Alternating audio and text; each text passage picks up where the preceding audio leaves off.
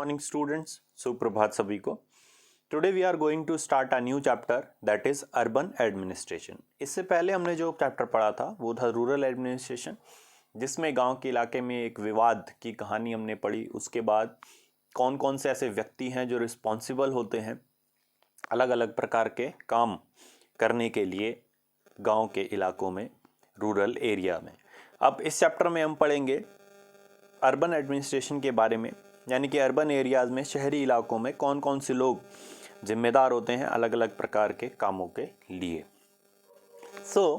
हमारे जो चैप्टर है वो शुरू होता है एक कहानी से, जिसमें एक क्रिकेट मैच है। आइए इस कहानी को पढ़ते हैं। One lazy Sunday afternoon, Mala and her friends Shankar, Jahangir and Rehana were playing a game of cricket in the street.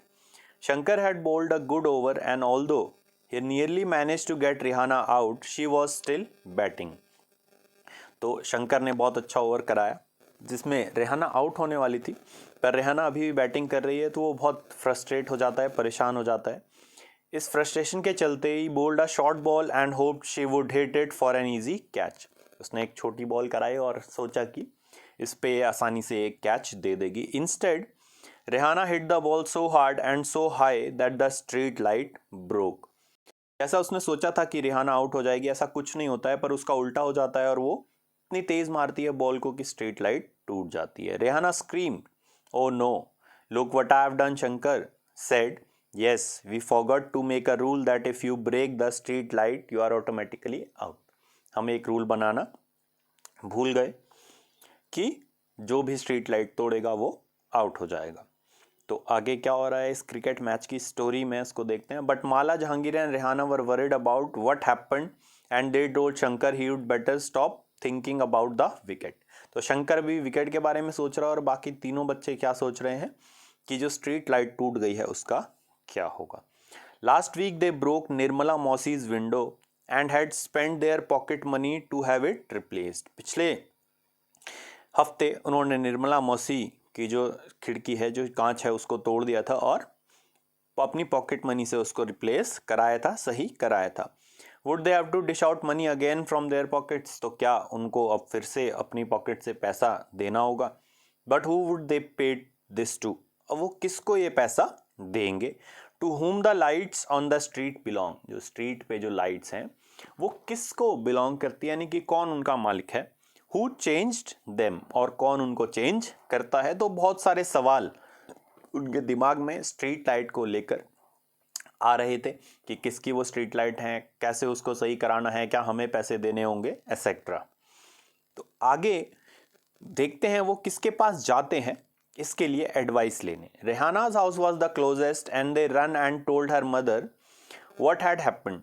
Rehana's mother said, I don't really know these things in great detail, but I do know that it is the municipal corporation of the city that takes care of replacing lights.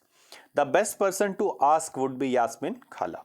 हालांकि रेहाना की माँ कहती है कि मुझे ज़्यादा इसके बारे में पता नहीं है, पर यास्मीन खाला शायद इसके लिए सबसे अच्छा व्यक्ति हैं ये सारे सवाल पूछने के लिए, क्योंकि वो अभी अभी म्यूनिसिपल कॉरपोरेशन से रिटायर हुई हैं। तो आप सभी लोग यास्मीन खाला के पास जाएं और उनसे अपने सवालों के जवाब पूछें। तो अब बच्चे यास्मीन खाला के पास जाते हैं। तो क्या होता है, यास्मीन खाला lived in the same lane and she and रेहाना's मदर वर गुड फ्रेंड्स.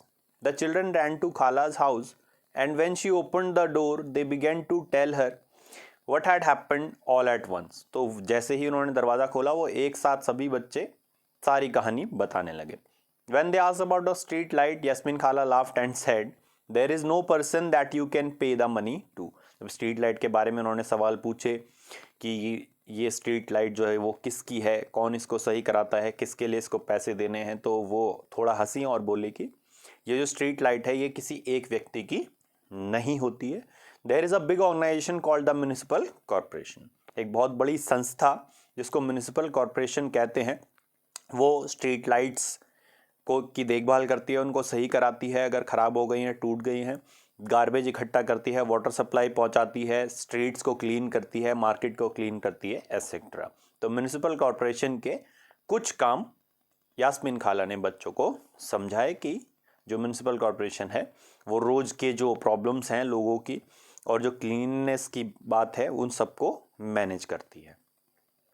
अब अगर म्यूनिसिपल कॉरपोरेशन की बात करें, I have heard about municipal corporation, they put up sign boards around the city to inform people about malaria, said Mala. तो माला कहती है हाँ मुझे म्यूनिसिपल कॉरपोरेशन के बारे में पता है, वो शहर में साइन बोर्ड्स भी लगाते हैं लोगों को अवेयर करने के लिए। Yes you are quite right, the municipal corporation is also responsible for ensuring that diseases do not break out in the city.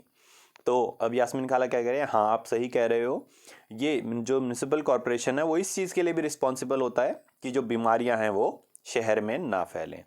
It also run schools, hospitals, dispensaries and make gardens and maintains them. तो municipal corporation और क्या क्या करता है, school चलाता है, hospital चलाता है, डिस्पेंसरी जहाँ पे दवाइयाँ मिलती हैं सरकारी डिस्पेंसरी वो चलाता है, और इसके अलावा गार्डन बनाता है और इन सभी चीज़ों को मेंटेन करता है।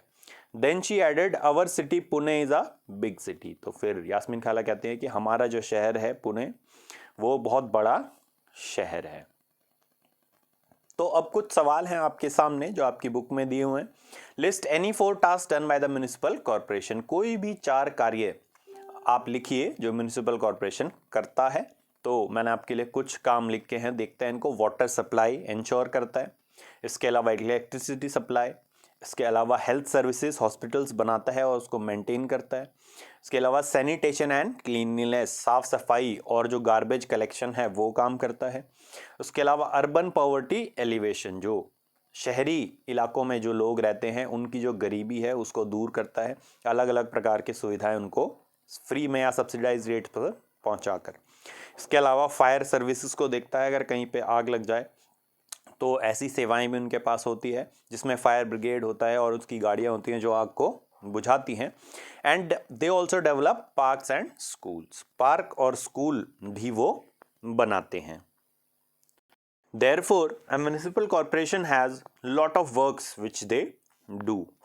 So further, if you read about municipal corporation, so here it is called a municipal corporation, क्योंकि हमारा शहर, अब वो जैस्मीन खाला कह रही हैं कि हमारा शहर एक बहुत बड़ा शहर है इसलिए यहाँ पे इसको म्यूनिसिपल कॉरपोरेशन कहते हैं और छोटे टाउन्स में म्यूनिसिपल काउंसिल कहते हैं। यास्मीन खाला, I am curious, who decides where a park should go. तो यास्मीन खाला से अब एक उत्सुकता से सवाल पूछ रहा है बच्चा कि कौन ये डिसाइड करता है कि पार्क कहाँ पर बनना चाहिए। Did you have to make interesting decisions like this when you worked in the municipal corporation, आज रेहाना।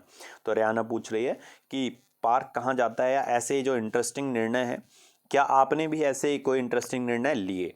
तो फिर यास्मीन खाला अपने काम के बारे में बताती हैं बच्चों को कि वो उन्होंने क्या काम किया म्युनिसिपल कॉर्पोरेशन में। No Rehana, I was working in the accounts office of the corporation, so I just worked on pay slips. मैं तो सिर्फ अकाउंट ऑफिस में काम करती थी तो फिर मैं पे स्लिप्स बनाती थी। Cities are usually quite large, so the municipal corporation has to make a lot of decisions as well as do a lot of work to keep the city clean. पर म्यूनिसिपल कॉर्पोरेशन काफ़ी बड़ा होता है, उसमें बहुत सारे department होते हैं और बहुत सारा काम शहर के लिए करना होता है, स्पेशली क्लीनिंग द सिटी।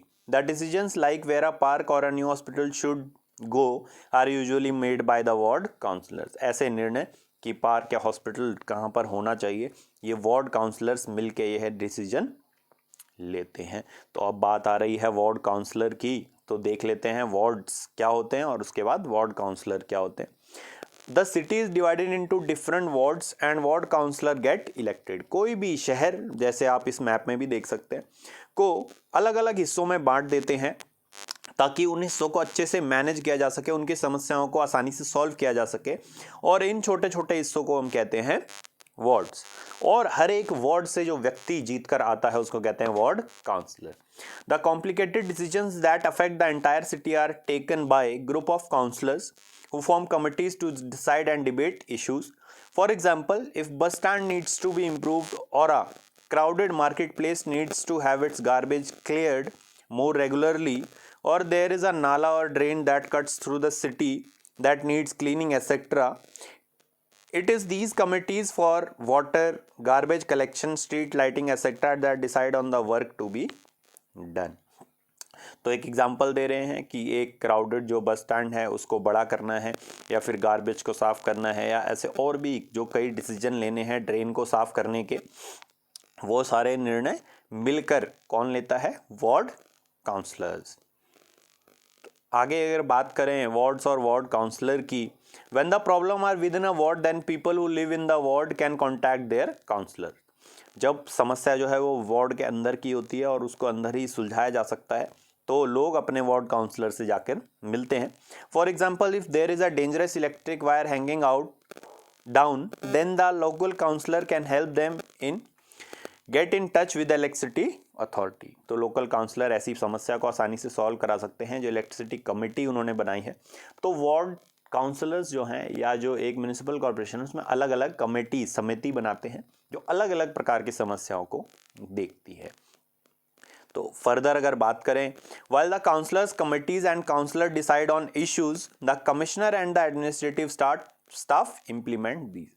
जो काउंसलर और जो काउंसलर की कमेटी हैं वो ये निर्णय लेते हैं, और इन निर्णयों को इम्प्लीमेंट कौन करता है? जो कमिश्नर होता है, यानी कि जो हेड है म्यूनिसिपल कॉरपोरेशन का, और जो एडमिनिस्ट्रेटिव स्टाफ, जो लोग उन्होंने रखे हुए हैं इन सभी कामों को देखने के लिए।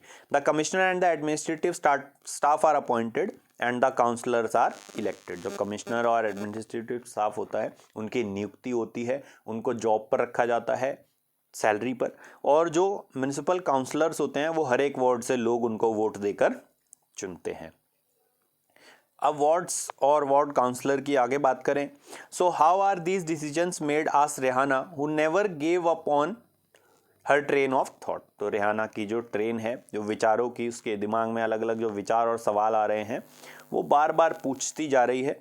Well, all of the ward councillor meet and they make a budget and the money spend according to this. वो कह रही है कि पैसा कैसे स्पेंड करते हैं, तो आगे वो बता रहे हैं कि वार्ड काउंसलर जो है एक मीटिंग करते हैं और बजट बनाते हैं, यानी कि एस्टिमेट लगाते हैं कि कौन सी जगह पर कितना पैसा म्यूनिसिपल कॉरपोरेशन को किसी एक साल में खर्च करना है, और उसी बजट के अकॉर्डिंग फिर वो पैसा खर्च करते हैं।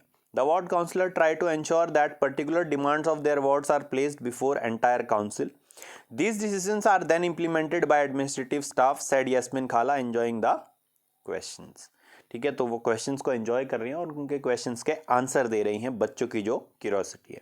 अब कुछ फिल इन द ब्लैंक्स आपकी बुक में दिए हुए हैं, let's discuss them and fill them up. In a panchayat elected members are called panch. Second fill up, the city is divided into several wards. जो सिटी को अलग अलग हिस्सों में बांटते हैं उसको हम क्या कहते हैं? Wards. Third fill up is in a municipal corporation the elected members are called ward councillors. जो म्यूनिसिपल कॉर्पोरेशन है उसमें जो इलेक्टेड मेंबर हैं, जो जीत के आए हैं हर एक वार्ड से, उसको हम कहते हैं ward councillor. Group of councillors deal with issues that affect the city. जो काउंसलर्स का ग्रुप है और जो उनकी कमेटी है वो उन समस्याओं को डील करते हैं जो किसी शहर में आ रही हैं। The next fill up is elections are held once every 5 years for the panchayat as well as for municipality. ठीक है, तो पंचायत और म्यूनिसिपैलिटी के लिए अक्सर हमारे देश में इलेक्शंस हर 5 साल बाद कराए जाते हैं। While the councillors make decision, the administrative staff led by the commissioner implement these decision। जो काउंसलर्स हैं, जो एडमिनिस्ट्रेटिव स्टाफ है वो डिसीजन लेता है, और जो कमिश्नर है वो उन डिसीजंस को, और जो एडमिनिस्ट्रेटिव स्टाफ है उसको इम्प्लीमेंट करता है, कार्यान्वित करते हैं जो डिसीजन वार्ड काउंसलर्स ने लिए हैं। Now moving on to the assignment part, here we have question number first, what is a ward? Question number 2, who is a ward councillor? Question number 3, what is the work of a municipal corporation? And question number 4, who is the head of municipal corporation? I hope you understood all topics well. If the video was informative, please like it, share it with your friends so that they can also be benefited from the information which we have discussed. Give your valuable suggestions through your comment so that I can make further improvement in the coming videos. And do not forget to subscribe my channel for latest informative and educational videos. Thank you and have a nice day.